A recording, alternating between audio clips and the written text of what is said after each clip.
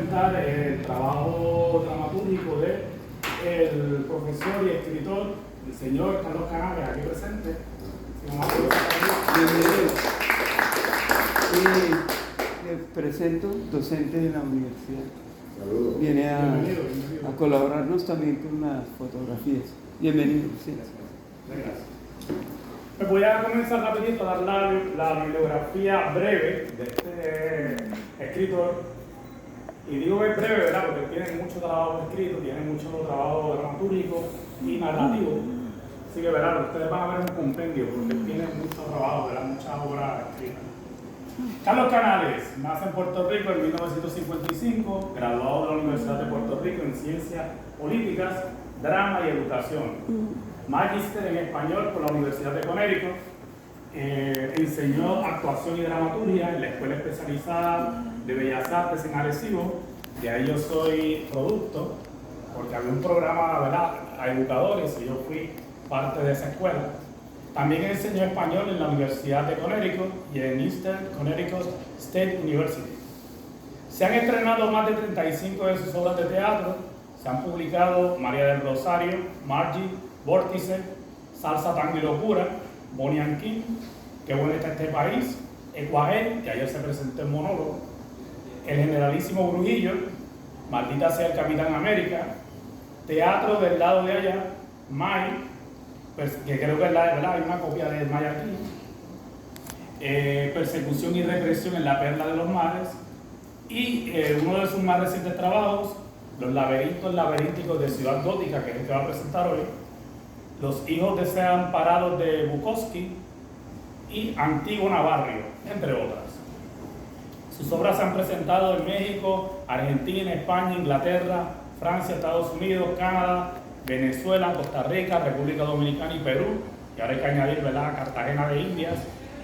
Algunas de sus obras son textos universitarios que se usan en las universidades de Estados Unidos, Europa, Latinoamérica. Ha dictado talleres y conferencias de teatro en diversos países latinoamericanos, europeos y en universidades de los Estados Unidos. Ha publicado cuentos, esta es la parte narrativa, ha publicado cuentos en la revista Letralia, Leamos cuentos y crónicas latinoamericanas, Letras salvajes y en el periódico El Post Antillano, esto es en Puerto Rico. Ha publicado 2 libros de cuentos, Los hombres de los rostros tristes y Faustín Azul, entre otros. Su primera novela, El pájaro rojo, 2018, y sus cuentos se han leído en el programa Radioficción por las noches de Argentina. Ha recibido premios y reconocimientos a su labor como dramaturgo. En el 2017, la Benemérita Universidad Autónoma de Puebla reconoció su labor dramatúrgica en el evento Ciclo Puesta en Escena y Dramaturgia. Ahí tienen, ¿verdad?, un pequeño compendio de toda su labor como artista, como escritor, en esa fase, ¿verdad?, tanto en la dramaturgia como en la ficción. Pues bien, Carlos, buenas tardes, vamos a comenzar rapidito. Está considerado en Puerto Rico y en otros países y en otros lugares de Latinoamérica como un dramaturgo de amplia producción teatral. ¿Cómo fue tu formación? Y en segundo lugar, ¿cómo fue la génesis de tu travesía como escritor dramático? Bueno, yo empecé escribiendo cuentos, narraciones, y por esas casualidades de la vida conocí un dramaturgo muy consagrado en Puerto Rico, Francisco Arribí, y cuando terminamos la conversación me preguntó que si yo escribía teatro. Yo le dije que no, que yo escribía cuentos, pero los cuentos salían dialogados. Entonces dijo, usted no es narrador, usted es dramaturgo. Bueno, insistió en 2 o 3 ocasiones, entonces yo dije, bueno, vamos a intentarlo. Escribí una obra breve, él le gustó mucho, me dio su apoyo, y ahí comenzó mi labor como dramaturgo y me olvidé de la narrativa, la cual retomé 20 años después. Entonces, ese trabajo de la narrativa fue el inicio. El inicio, sí, con narrativas. Con narrativas. Pero después, como te digo, conocer a Arribí, me daba mucho trabajo la narrativa, la descripción, y entonces cuando Arribí me dijo que yo era dramaturgo porque tenía mucho dominio del diálogo, entonces experimenté la dramaturgia. Muy bien. Vamos a continuar con la entrevista. Tu trabajo teatral es abundante, pero también, ¿verdad?, de calidad indiscutible, y eso se comprueba, ¿verdad?, por los premios que él ha recibido. Háblanos un poco de tu ritmo de creación, cómo logras alcanzar tu volumen de escritura, ya que sabemos, ¿verdad?, que escribes a veces hasta varios géneros al mismo tiempo. ¿Cómo hacer eso? Bueno, mi razón de escribir es existencial, conflictos particulares, metafísicos. Yo no veo imágenes cuando escribo teatro, que algunos dramaturgos dicen que ven imágenes. Yo lo que escucho son voces en la oscuridad. El escuchar esas voces en la oscuridad es como si estuviéramos metidos dentro de la caverna de Platón y solamente yo percibo las voces discutiendo. Y cuando yo escribo, no escribo ni con acotaciones, a veces no escribo con nombres de los personajes, para mantener la intensidad, el ritmo vertiginoso que me produce escribir teatro, porque la escritura de teatro está basada en un conflicto y yo tengo muchos conflictos cuando estoy escribiendo para poderme desdoblar en todos esos personajes. Y cada vez que tengo tantas preocupaciones, pues tengo que escribir teatro, porque como he dicho, en muchos lugares escribo teatro para no suicidarme. Es un chiste, pero también es cierto. Así que para mí la escritura, especialmente la dramaturgia, es una afirmación existencial. ¿Y tienes una hora específica para escribir, ¿sabes?, en la noche? Sí, yo escribo en la madrugada. A las 5 de la mañana escribo teatro y a las 2 de la madrugada escribo narrativa. No puedo escribir de noche porque se me altera el sistema psíquico y después no puedo dormir. Ok, perfecto. Muy bien, vamos a la próxima. Cuando estás en el proceso de creación, ¿consideras la visión total de la pieza, visualizándola desde el montaje? ¿O verificas primero el conflicto, diálogo y luego entonces incorporas las acotaciones, las instrucciones a la pieza teatral? ¿Cómo lo haces? Bueno, yo parto siempre de un conflicto. No parto de una historia específicamente. El conflicto me va llevando y yo solamente estoy pensando en contar mi historia dramáticamente. No pienso ni en puestas en escena, ni en actores, ni en directores. Solamente estoy tratando de escribir mi obra a ese ritmo vertiginoso, porque yo sé si voy a escribir la obra o no por los primeros 3 o 4 parlamentos. Entonces tengo que escribir la obra en 4 o 5 días, ese primer borrador, y después que yo escribo la obra empiezan los procesos de escribir didascalia o acotaciones, como le llaman, y esa es mi manera de escribir teatro. Solamente escribo el proceso literario cuando entro en el proceso ya de la puesta en escena, que yo también soy director de teatro. Empiezan a funcionar el lenguaje del director, que en ocasiones es una contradicción con el lenguaje literario, porque el director no es una reproducción o un títere del dramaturgo. Es decir, cuando se empieza a trabajar una obra de teatro, la obra va sufriendo transformaciones durante el proceso de ensayo, y el dramaturgo tiene que estar dispuesto a eso y no pensar que su obra está terminada, aún inclusive después de estrenarla pueden sufrir más cambios. Tremendo, tremendo. Muy bien, pues vamos a continuar. Para entrar ya en materia, ¿verdad?, la obra que vamos a presentar en esta tarde, nos entregas Laberintos laberínticos de Ciudad Gótica. Es la pieza teatral que se va a publicar, que ya está publicada y que vamos a presentar en esta tarde. La publica La Criba, Ediciones La Criba, 2023. ¿Qué nos puedes adelantar de esta nueva pieza de teatro? Bueno, esto es una obra que son personajes. Uno de los temas que yo más manejo en mi literatura es la locura o los resquebrajamientos psíquicos de los personajes y psicológicos. Es un personaje que está encerrado porque él iba al cine y a los 15 minutos de estar viendo la película sabía cómo iba a terminar, se la revelaban, pero él nunca había visto el texto. Ya había sufrido una crisis psicológica. En esta ocasión aparece su hermano, que es un abogado muy prestigioso en el país. Su madre fue juez del Tribunal Federal. Cuando digo Tribunal Federal me refiero a Estados Unidos. Entonces el conflicto es tan grande que él se cree que es profesor, se cree que es cantante, y tienen que dilucidar qué van a hacer con él, si lo van a internar o no. Y toda la obra se va desarrollando de una manera, digamos, absurda, ¿no? Donde lo lógico, lo disparatado, por ejemplo, para que tengan una idea, ¿dónde queda la isla de Puerto Rico? ¿Dónde queda la isla caribeña de Puerto Rico? Bueno, queda entre Costa Rica y Panamá. Entonces, la madre le dice, así que una isla queda entre dos países. Y él le dice, sí, de acuerdo a la nueva geopolítica no hay ningún problema. Entonces la obra se va moviendo en esos niveles. Digamos, por ejemplo, hay un momento que mencionan a Albert Camus y él dice, pero Albert Camus era blanco. Sí, pero en África no todos los negros son del Congo. Está Sudáfrica, que hay blancos en todos sitios. Y entonces él le dice, pero ¿cómo se dice? ¿Argel o Argelia? Y ella le dice, no, se dice Argelia porque es una traducción de Argel. O sea, y entonces juegan con las palabras, es un juego de lenguaje donde la obra sigue creciendo, ¿no? Una complicación incesante hasta que deciden meterlo en el manicomio, y la vez anterior ese personaje había causado unos conflictos terribles, entonces trajeron un medicamento que se llama kriptonita para poderlo calmar, y la madre le dice, bueno, es un medicamento de corto alcance. Y dice, sí, pero yo traigo Locurac, que era una nueva pastilla para la locura.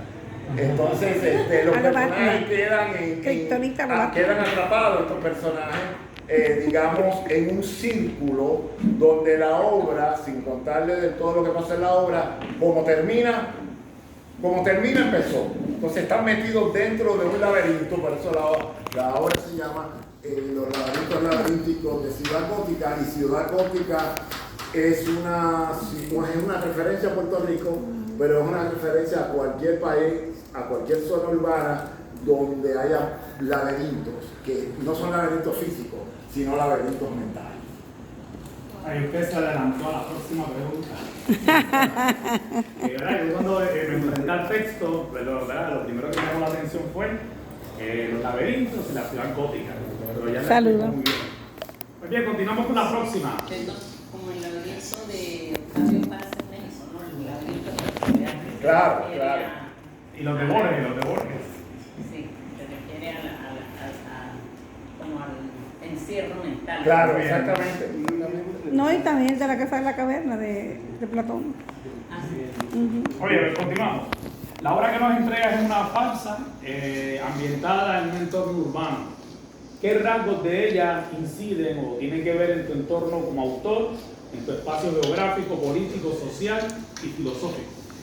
Bueno, esa pregunta requiere toda una tesis doctoral, pero yo te lo voy a contestar. La farsa, que es como género literario, lo que hace es que presenta el mundo de una manera al revés para que el público lo entienda al derecho, ¿no? Yo escribí una obra que se llama Bonnie and King.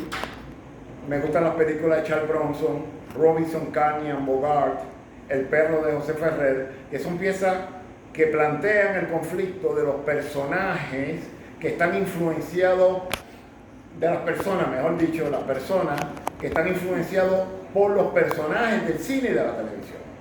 Entonces eso crea una psique, una conformación donde los personajes creen que ellos son, las personas creen que ellos son los personajes de las obras y empiezan a jugar dentro de ese juego lúdico, ¿no? Aunque el juego ya es lúdico, pero son juegos medio macabros, ¿no? Donde lo importante es ese cine norteamericano, en nuestro caso, que tiene, digamos, una influencia muy perenne en la manera en que nosotros hemos vivido con esa cultura norteamericana. Y entonces, en Puerto Rico es muy fácil que alguien se crea Superman o se crea Tarzán.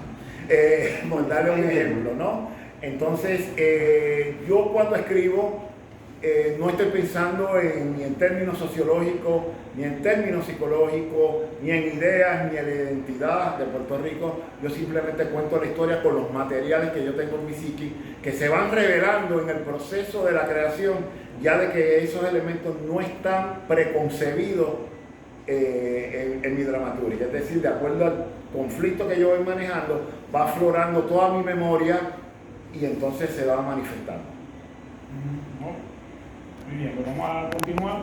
Yo he tenido el privilegio de ver la obra de Carlos, tanto como lector, también como espectador, porque he visto algunas de sus obras montadas. Y la pregunta va por ahí. ¿Cómo esta pieza teatral se diferencia de sus trabajos anteriores, como, por ejemplo, Salsa, Tango y Locura, que bueno está en este país, y Bonnie and King? Bueno, fíjate que no es tanto lo que se diferencian, sino también lo que se parecen, porque son personajes que están encerrados, que no pueden salir por la razón que sea. Pero hay una diferencia que en mi caso, o en muchos casos de los escritores, a medida que van trabajando ciertos temas, lo van afinando más, lo van trabajando con más soltura, con más libertad. Y yo creo que en el caso de los laberínticos de Ciudad Gótica, elementos que yo había trabajado con anterioridad se desarrollan aquí, y añadiendo unos nuevos, que hay un personaje que se sale de la trama y dice: no puedo con la trama esquizofrénica de esta obra. Yo no soy un personaje que estoy en busca de un autor ni de un público. Yo soy un personaje yo soy un actor que trata de escapar del personaje. Entonces se establece toda esa dinámica donde el concepto de lo que es la dramaturgia, de lo que es, digamos, lo que se llama la posmodernidad, o sea, un rompimiento de reglas, etcétera, etcétera. Y yo creo que en esta obra yo he llegado mucho más allá que en la anterior. Yo encuentro un diálogo con Bonnie and King en el sentido del desarrollo de los personajes, ¿verdad? Cómo estos personajes rompen, ¿verdad? Lo que se le conoce como la cuarta pared. También en el caso de los laberintos se nota. Claro, con este personaje que se sale de la trama diciendo que él no puede con esta obra esquizofrénica. Y esto pasa continuamente. Lo único que en Bonnie and King los personajes decidieron jugar. ¿Ves? Y en esta obra el juego es una manera, digamos, hasta inconsciente. Podríamos decir que los personajes están enajenados del juego que están jugando, que es mucho más que un juego, porque están atrapados en ese círculo, ¿no? En ese círculo de la psique, y no pueden salir de él, y parece que van a continuar ahí toda su vida. Cuando vemos que la obra termina como empieza, como espectadores, como lectores, tenemos que plantearnos si realmente esos personajes, todo lo que han dicho es real o se lo han inventado. Para aclarar, este concepto de la cuarta pared, no sé si alguno de ustedes sabe, ¿alguien sabe lo que es la cuarta pared? Era el teatro, ese concepto de la cuarta pared. Es verdad, cuando los actores rompen la realidad de la obra e interactúan con el público, ¿verdad? Esa realidad de la pieza teatral se rompe y se extiende al público. El público puede participar, puede entrar en la obra de una manera controlada, ¿verdad? Y la obra lo tiene. Sí. Muy bien. Pues continuamos. Notamos también que usted domina muy bien el lenguaje polifónico. También el elemento de la intertextualidad, dos conceptos que son, ¿verdad?, importantes en la pieza del teatro. ¿Cómo estos dos recursos enriquecen tu escritura y tu visión como creador dramático? Primero el lenguaje polifónico y el elemento de intertextualidad, es decir, mezclar varios textos, ¿verdad?, en la obra. Bueno, es un proceso. Mis primeras obras eran muy realistas. Trataban sobre la violencia doméstica cuando nadie escribía sobre eso. Yo fui pasando de una obra que se llama La Casa de los Inmortales, donde hay unos personajes reencarnados, un líder obrero que descubre ahora que antes era un esclavista. Ese juego del tiempo. Y poco a poco, cuando yo descubro entonces la influencia de los medios de comunicación en los personajes, entonces me aboco a ello, porque yo veo cine desde los 4 años, y yo creo que tengo más formación de cine que teatral cuando empecé a escribir. Así que yo estoy, digamos, de una manera híbrida, tengo todos mis conceptos, como tú dijiste, yo estudié ciencias políticas, estudié educación, estudié drama, y tengo todas esas preocupaciones desde niño, ese mundo psíquico, el de las pesadillas, sueños recurrentes. Entonces yo trato de atemperar todo eso en una obra de teatro, pero llegar al lenguaje polifónico me costó leyendo los grandes autores como Samuel Beckett, Harold Pinter, David Mamet, por decirte algunos. Faulkner, que te van diciendo, García Márquez, y eso después podría hablar de eso, que no era dramaturgo, que escribió una obra, pero tiene mucha influencia, y vas viendo entonces que aprendes a decir las cosas no de una manera directa, sino indirecta, para que el público, el lector, entonces de acuerdo a su experiencia, le va a dar el sentido a la frase. En el caso de la intertextualidad, que son los elementos, ¿verdad? Estos textos que se van, que dialogan unos con otros. Al ser personajes resquebrajados con mucha cultura, ya sea cultura popular o cultura llamada alta, cuando entran en conflicto tienen un quiebre. Entonces ahí afluye, porque entonces el subconsciente aflora y deja salir aquello que está dentro. Es decir, que yo no controlo al personaje en ese sentido, que lo dejo, que él me devele a mí lo que él va sintiendo. Entonces a partir de ese momento yo sigo sosteniendo la intelectualidad. Es complejo, pero él lo defina a la perfección. Muy bien. Vamos a continuar con las preguntas en esta entrevista. Carlos Canales, presentando los laberintos laberínticos de Ciudad Gótica. Vamos a la siguiente pregunta. En cuanto a la construcción de los tres personajes principales de la obra, ¿cuál fue tu proceso de desarrollo y cómo lo formaste por sus especificidades y cualidades particulares? ¿Cómo fuiste formando cada uno de estos tres personajes? Déjame aclarar que yo estoy formado en lo que le llaman la dramaturgia ibseniana. Henry Ibsen, el autor de Casa de Muñecas, Henry Ibsen planificaba todo de antemano: conflicto, el pasado de los personajes, la historia que iba a contar. Yo empecé a escribir así. Luego me lancé a la aventura de empezar a escribir la obra en el conflicto, y que en el proceso de escribir la obra, de contar la historia, los personajes se van develando ante mí. ¿Por qué? En la medida que yo soy director de teatro, yo tengo que interpretar ese texto. Entre menos yo diga de ese texto, para mí se me hace más difícil interpretarlo. Lo que quiere decir con esto, Carlos, es que yo no sé mucho de los personajes, excepto el inicio del conflicto, y en la medida que empieza el conflicto se desarrolla, se complica, entonces ahí se va construyendo. Cuando yo termine el primer borrador, entonces tengo una idea más clara de cuáles son los personajes y empiezo a afinarlos, a definirlos, pero de primer momento ya no lo hago así.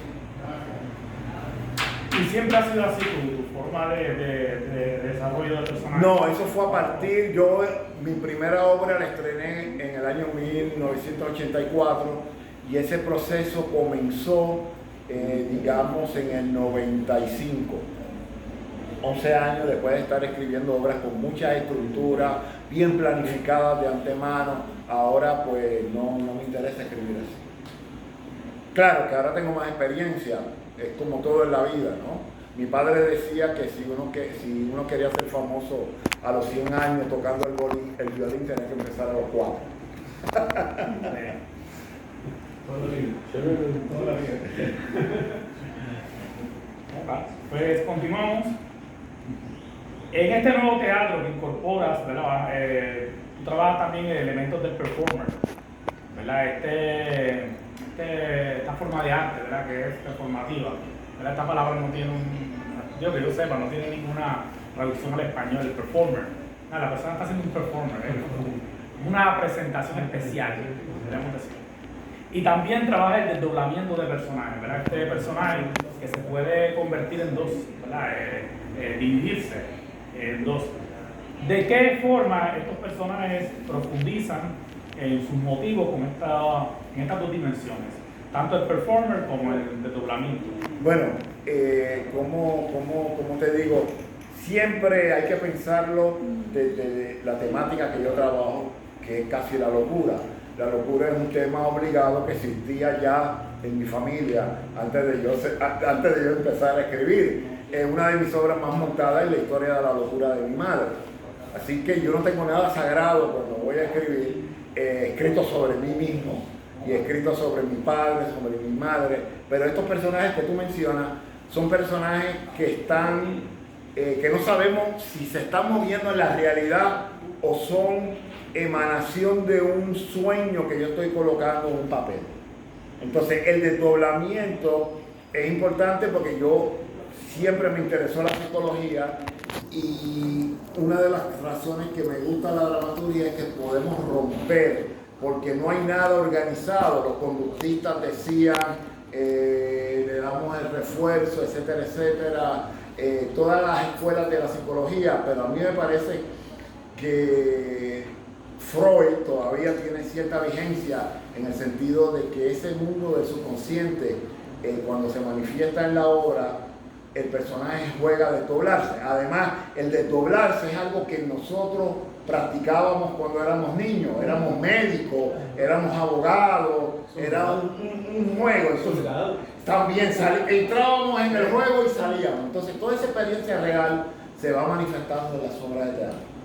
Y en tus personajes, ¿verdad? Ellos juegan con este desdoblamiento. Ellos juegan con ese desdoblamiento, pero yo no te podría decir si el desdoblamiento es a propósito o si el desdoblamiento sale de manera natural. Como un fluir. Exacto, como un fluir. Y en ese caso, lo que me plantea a mí, si fuera a dirigir la obra, pero ya la obra la dirigieron, tendría yo que definir realmente qué es lo que ocurre ahí.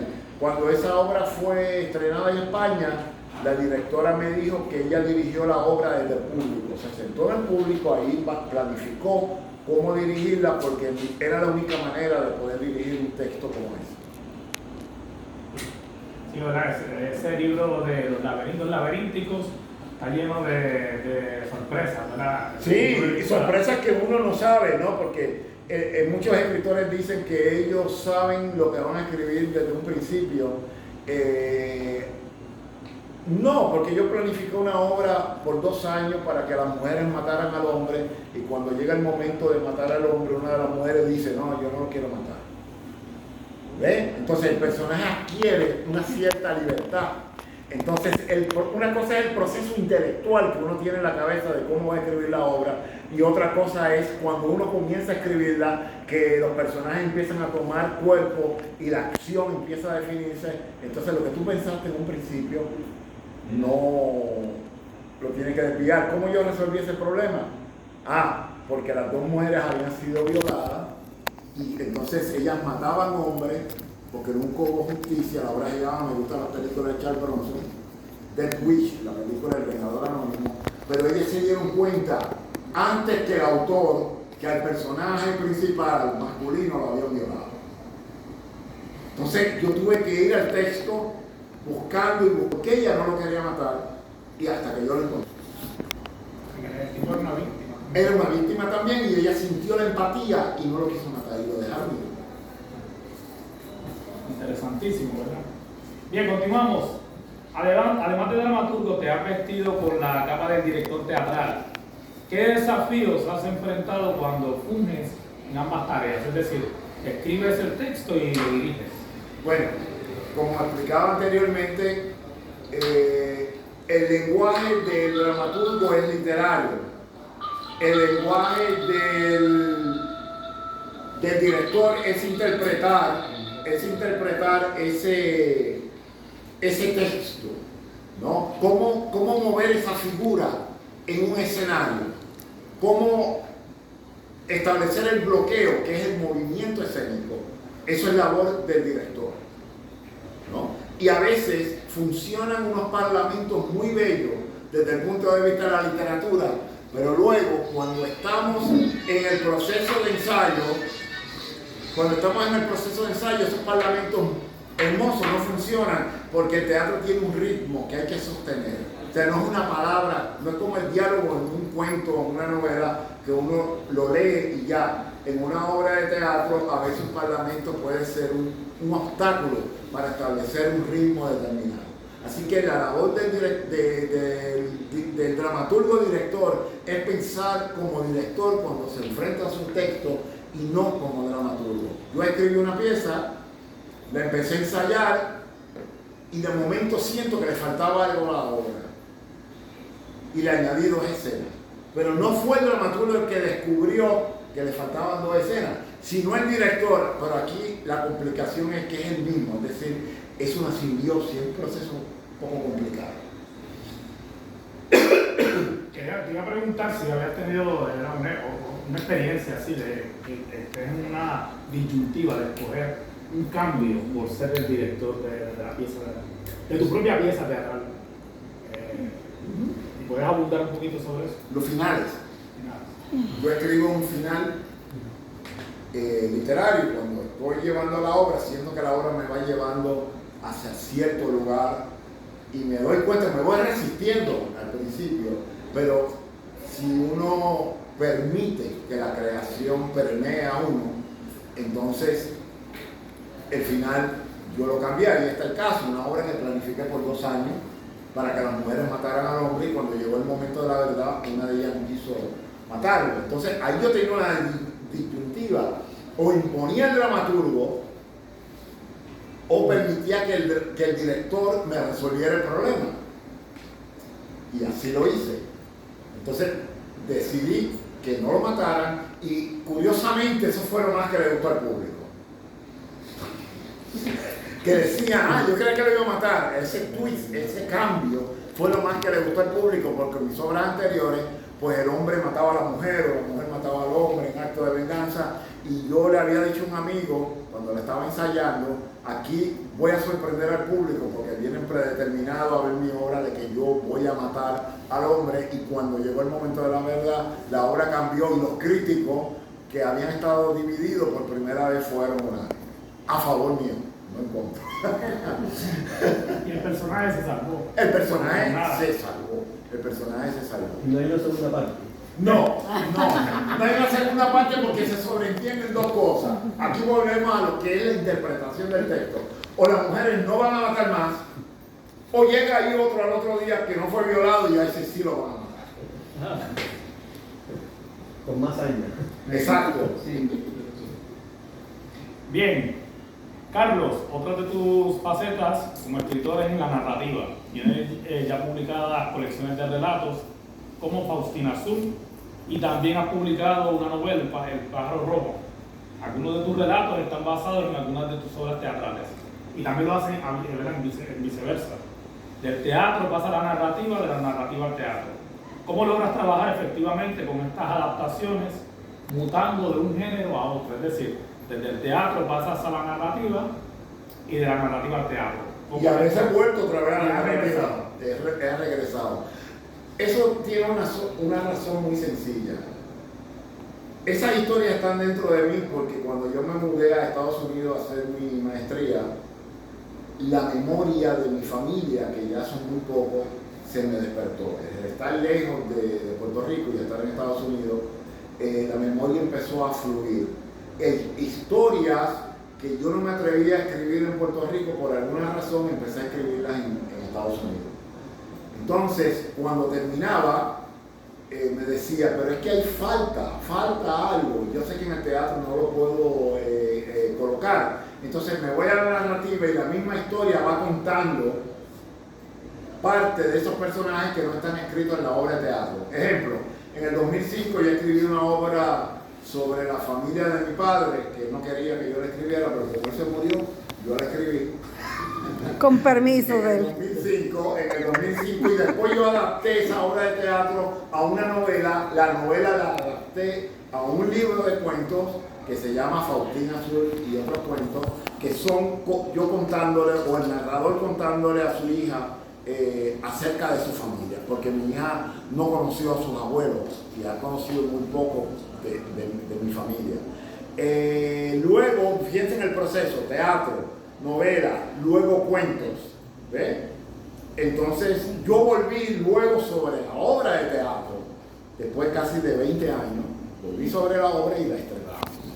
Escribí una obra que se llama El Señor exige tu presencia, el Señor es Dios, exige tu presencia, donde el personaje sufre unas transformaciones y es una novela, y de momento sentí el impulso de la tentación de escribir una obra de teatro, y el problema fue que es una novela de narradores múltiples, y esos narradores múltiples no podían yo colocarlos dentro de una obra de teatro. Entonces yo empecé muy bien, pero sentía que algo me faltaba. Entonces convertí los narradores múltiples en un gran coro y entonces la obra fluye. ¿Ven? Excelente, excelente. Mucha creatividad, mucha forma, mucho ingenio, ¿verdad? En esta forma de dramaturgia y narrativa.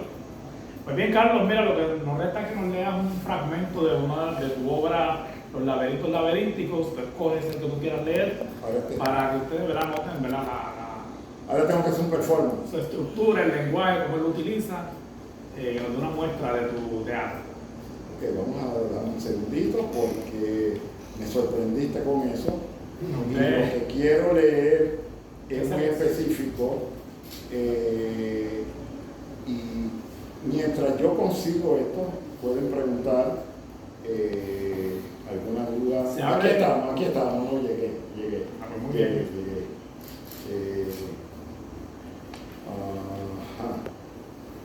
Ok. Se escucha la música tema de Batman. Cuando termina la canción, Samuel habla. Hoy les presentamos El Guasón está desquiciado. Ya han invitado César Romero como El Guasón y en la voz de César Romero, Víctor Alcócer. Pásame los prototipos matutinos de Ciudad Gótica. La administración política de Ciudad Gótica ha engañado a sus habitantes, pobrecitos, diminutas criaturas, que creyeron el cuento de que si yo y otros notorios criminales estábamos encerrados en la penitenciaría estatal, la criminalidad bajaría un 100%. Pero ¿qué ha ocurrido con nosotros encerrados? La criminalidad se ha elevado al 300%. Entonces, impongamos una pregunta fundamental. Batman y el joven maravilla, ¿qué están haciendo? ¿Cómo están combatiendo la criminalidad? ¿O será que los paladines de la justicia solo me combaten a mí, el príncipe del crimen? Como me apodó el comisionario Fierro, el dúo dinámico. Una junta de control fiscal. Veamos de qué trata este asunto que parece interesante. Esta junta fiscal es el enemigo del pueblo y está compuesta por funcionarios de dudosa reputación. Pero sé que hay gente. Pero ¿cómo se puede ser miembro de esa junta fiscal fatídica y a la vez ser miembro de la banca y de otros emporios que han hecho negocios con el gobierno? La corrupción gubernamental está rampante en Ciudad Gótica y el pueblo tiene que pagar los actos de corrupción de los políticos. Introduce un poco de anarquía, altera el orden establecido y todo se volverá un caos. Soy un agente del caos. Te cuento una cosa del caos. Es justo. Bravo.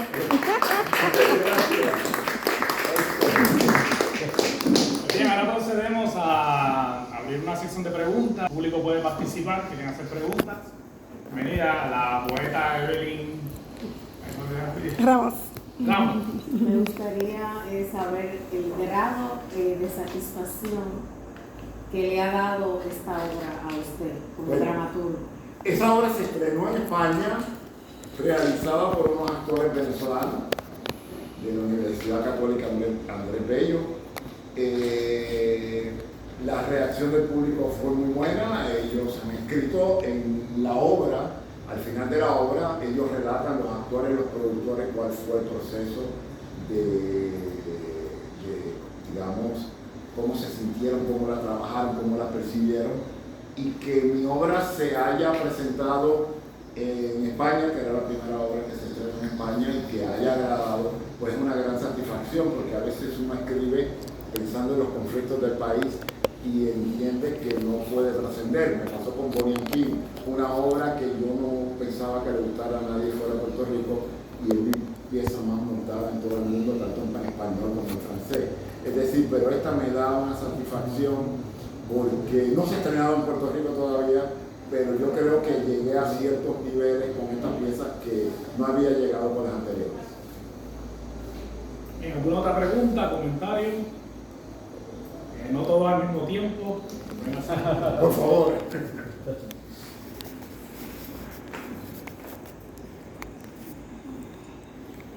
el arte del libro, o sea, la carátula y eso, cómo fue el proceso para que llegara a ser en realidad. Sí, esta portada está hecha por los editores. Y fue un proceso donde ellos me sometían el arte y entonces ellos iban cambiando los colores, la forma hasta que llegaron a esta, que fue la primera me gustó, pasaron por 3 portadas. Cuando llegaron a esta, los colores que ustedes ven aquí no eran los originales, hasta que lograron esto. Y a mí me parece que a todo el mundo le llama la atención la portada, porque se trasluce algo ahí, hay algo como, algo no dicho en la portada. Ellos publicaron 3 obras a la vez y las 3 portadas son de manera muy bien trabajada. Y el tamaño es para hacerlo también como parte de uno, de llevar. Exactamente. Ellos querían publicar las 3 obras juntas. Después de analizarlo, se dieron cuenta que este formato era mucho mejor. Porque supongamos, tú eres profesor y quieres enseñar esta obra, no tienes que comprar el libro donde hay 2 obras que no te interesan. Entonces ellos pensando en marketing, sí. Quiero decir que el editor de esta editorial es un puertorriqueño y un mexicano. Y el mexicano tiene mucha experiencia haciendo libros y manejando el marketing, ¿no? Entonces por eso me dijo, vamos a separarlo y el que quiera una, pues quiere la otra. Y me llamó en estos días y me dijo, todavía vamos a seguir trabajando sobre el libro.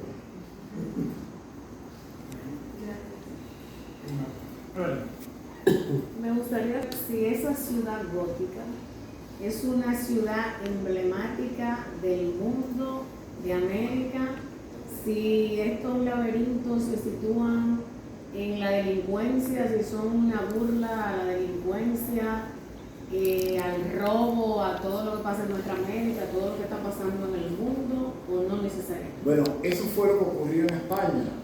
Fíjense que yo le dije que la obra estuvo hecha por actores venezolanos y la presentaron en España y el público la entendió sin ningún problema. A veces en una obra de teatro o en una novela no es tanto la historia lo que va a impactar al lector o al espectador, es lo que se trasluce de ahí, de lo que percibe, que no se cuenta y cada cual lo recibe. Por lo tanto, yo trato de escribir sobre piezas que ocurran en Puerto Rico, pero no me circunscribo a una problemática nacional per se, y por eso algunas de las obras pues, han podido representarse en otros países. Dime. Usted en este espacio menciona que en el libro esos laberintos están relacionados más como en la mente, ¿cierto? Y son el reflejo de una familia, digamos que tradicional. ¿Qué laberinto atravesó el personaje para llegar a formarse de tal manera, más o menos creo yo que es una edad adulta, para poder empezar a expresar y permear a todo su círculo de esa manera? Ok. Con lo primero que se enfrenta el espectador o el lector, yo siempre tengo que usar las 2 palabras, es que el hermano y la madre están hablando del personaje que todavía el público no ha visto. ¿Ves? Y empiezan hablando de una manera metafórica, volvió después de 7 años, ¿cómo volvió? No, volvió peor que nunca. Cuando él sale a escena, empieza a hablar de las películas. Entonces va contando de cómo es su relación con el cine, que a él no le gustan los anuncios. Y ahí te van dando a entender, como él dice, que él le revela la película, empieza a entrar en el laberinto. Pero a medida que la obra avanza, que ellos se desdoblan, porque él se convierte en un profesor universitario y la madre y el hermano se convierten en estudiantes. Entonces entran esos juegos y te vas dando cuenta que los 3 pueden estar en la misma situación, ¿comprendes? Entonces los 3 están inmersos dentro de un laberinto del cual no pueden salir, o por lo menos al final de la obra tú te das cuenta que esta gente va a seguir en ese laberinto que es un reflejo de los laberintos que tenemos nosotros de nuestros propios problemas. ¿no? Pero lo que es interesante es que primero hablan de alguien que no está bien psíquicamente o psicológicamente y nos vamos dando cuenta a medida que la hora avanza que los tres están en la misma situación. Porque él le dice le habla a la madre del manicomio que lo saque de ahí y la madre se desespera, pero no pueden traspasar la barrera. Entonces él se convierte en profesor y enseña el existencialismo sartreano, pero le da con ir a París y ver la tumba de Sartre. Cuando vino de allá vino con la angustia, entonces tuvo que cancelar el curso. O sea, ellos se pierden continuamente en ese laberinto, porque el encierro cuando uno está mucho tiempo encerrado, comienza a alucinar y el encierro te oprime y afloran tus conflictos.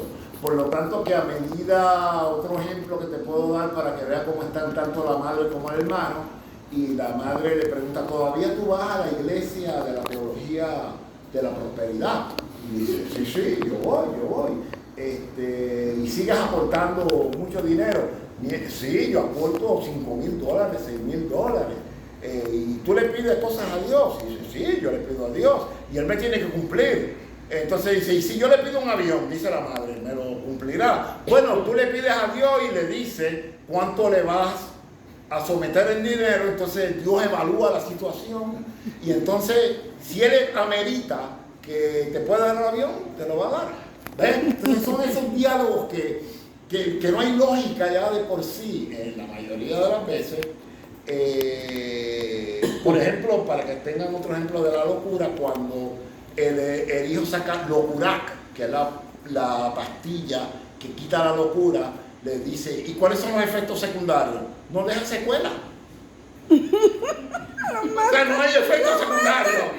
¿Ves? Entonces, continuamente, entonces dice, mientras esperamos a Godot y a la cantante calva, ¿qué hacemos? Hola Susana, estamos jugando, queremos jugar. Y de momento al final dice, bendito sea el fútbol.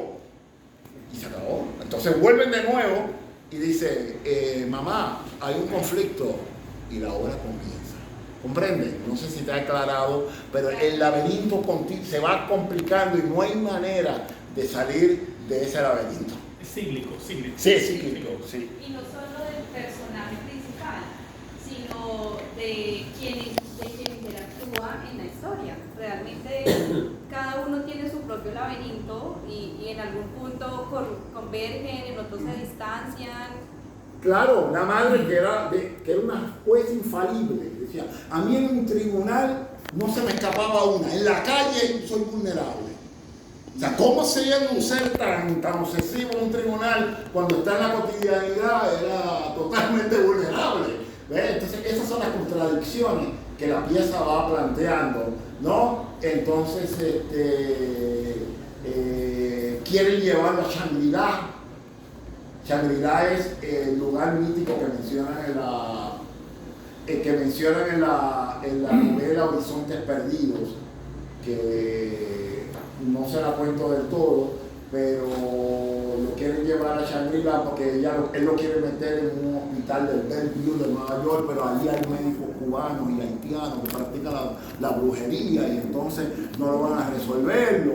Entonces después cuestionan que él no se cura porque el médico le metió un microchip, porque ella le dio un tajito, entonces ella dice que ahí hay un microchip y que lo van controlando al hijo, un sinnúmero de cosas, ¿no? De las que van pasando. Dime. Lo último que me esperaba era encontrar con esto. Yo he entrado aquí y me he fascinado escuchando, porque acabo he entrado con una casualidad, porque últimamente estoy escuchando mucho los chistes de Aparejedes. Entonces yo disfruto de una variedad a ese man. Y entonces escucharlo usted, de cómo está narrando cada cosa, eso me transporta. Yo veo una conexidad entre aquello y esto. ¿Cómo el Caribe? El Caribe de Isla. Ahí va la vaina. ¿Entiendes? Esa trazabilidad, ese hilo conductor que nos unen. Claro. Y que uno cree que a rato no está. pero sí está. Pero está. Oye, y mamamos gallo de una vez. Yo tengo un grupo de amigos con que solemos mamar gallo así, con ese cuento de la locura, y sale uno con un tema y sale con el otro. Entonces, eso que tú estás diciendo, que tú estás contando, que estás en esa hora, hay que verla, leerla.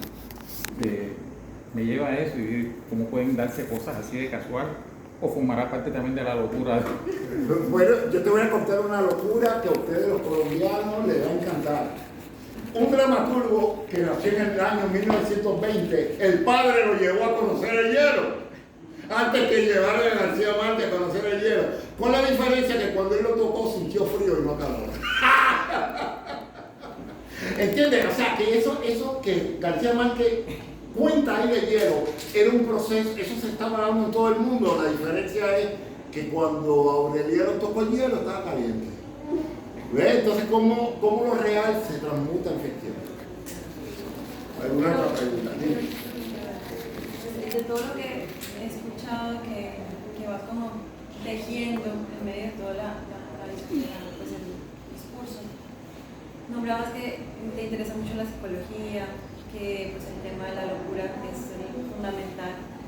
Quisiera saber si de pronto de todo ese proceso de creación tuviste alguna estructuración desde algún psicólogo o algún autor específico y sus posibles patologías para irlas tejiendo en esa obra, o simplemente fue pues producto también de la creación de manera intuitiva. Bueno, yo quería ser psicólogo clínico. Okay. Ahí está la respuesta. Por eso, entonces había leído mucho a Freud, había leído a todos esos psicólogos, pero al momento de la verdad decidí estudiar ciencias políticas y no psicología, porque ya para ese tiempo yo decía, los conflictos yo creo que los debo llevar a la literatura y no bregar con los claro, conflictos pero la particulares. escritura de eso específicamente hiciste toda esa investigación para trabajar en forma así intuitiva. Es más intuitivo porque yo me pongo en la posición absurda del personaje. O sea, yo no trabajo el caso clínico. Sí, Cuando sí. tú lo ves, llegas a la conclusión de que eso es un caso clínico. No es como que Nancy Williams, que trabajaba el caso clínico. Pero aquí tú te das cuenta que es un caso clínico, pero está trabajado desde la intuición, desde una temática, desde un punto absurdo de la vida. Sí, porque precisamente cuando nombrabas eso y leíste desde ese tono del Guasón, Ajá. recordé la película que hizo Phoenix y el personaje como tal fue construido sobre muchas patologías clínicas que la persona no podría tener. Entonces por eso te lo preguntaba, porque podría ser como toda esa construcción a partir de muchas investigaciones, pero como lo dices que es intuitivo, también es por toda esa búsqueda a lo largo de la vida que has tenido y que te ha permitido que esas lecturas se vean reflejadas. Y también la memoria. El Batman que yo hice, el acercamiento a ese Guasón es de César Romero, del año 1964. Claro. Ay, perdón, no debía haber dicho eso. Dime, ya debemos estar terminando. ¿Cuánto nos queda? Sí, me Ok. ya. Dime. Sí, acá. Dentro de esa descripción inicial que nos dieron sobre usted, pues su cercanía con la educación es notoria y bastante importante. ¿Cómo ve o qué conector podemos tener sobre todos estos jóvenes que tienen esos laberintos, a veces muchas veces generados por algunos modelos de educación latinoamericanos en general? ¿Usted cree que de pronto tal vez si estaría bien universalizar, si el término es válido, esos términos desde la educación o cada proceso de aprendizaje debe cruzar por esos laberintos que nos ponen retos y salimos de ellos? Y, o sea, ¿cómo asociamos esos modelos de Sabes que la educación en un tiempo estuvo muy abocada por el conductismo. ¿Okay? Aquí está el profesor, todo el mundo se tiene que portar igual, aquí va el conocimiento. Pero a partir de los años 90, cuando empiezan las destrezas del pensamiento y los estándares, ¿cómo se dice eso en español? Sí, ¿Estándar? Empiezan los estándares, Estándares. que mezclan anglicismo con español. Comienzan a trabajarse las destrezas profundas del pensamiento. Entonces la educación empieza a trabajarse de otra perspectiva, ¿no? Por ejemplo, había una herramienta llamada ECA, exploración, conceptualización y aplicación. A veces yo decía, ¿pero qué vamos a explorar si ellos no saben nada? ¿No? Porque tú exploras más o menos sobre donde hay conocimiento. Y la educación se fue moviendo así, y entonces ya desde una perspectiva, digamos, no tanto del conocimiento, sino de una búsqueda sobre un tema determinado. Doctor, ¿y no cree usted que su doble preparación tanto en lingüística española como en norteamericana ha hecho que de pronto quede como encerrado el proceso de su obra, en el sentido que es muy diferente la estructura que se tiene médica, cultural, idiomática en Estados Unidos a la que tienen ustedes en Puerto Rico como estructura eminentemente española o por lo menos de este porte latino?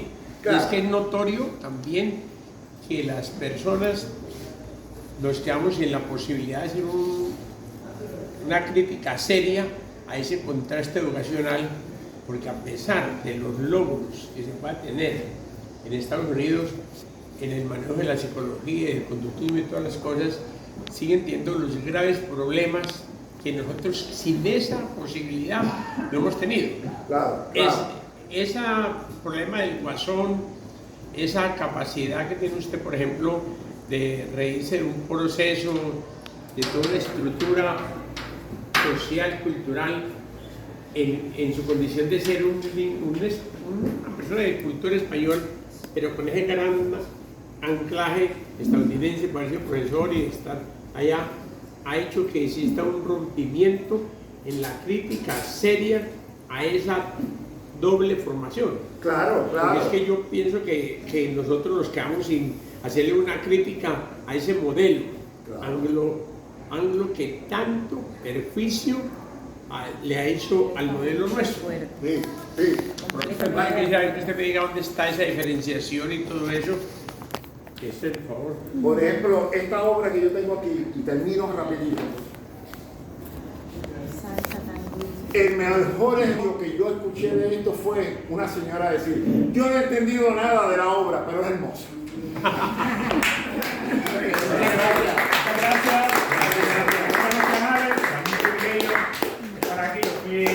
Discípulo de él, que para mí es un honor, de verdad, estar aquí presentando su libro. Bueno, gracias. El libro está disponible. Ya nos tendremos que mover a otro lugar. Quien quiera, pues hablamos. Disculpa, el compromiso que teníamos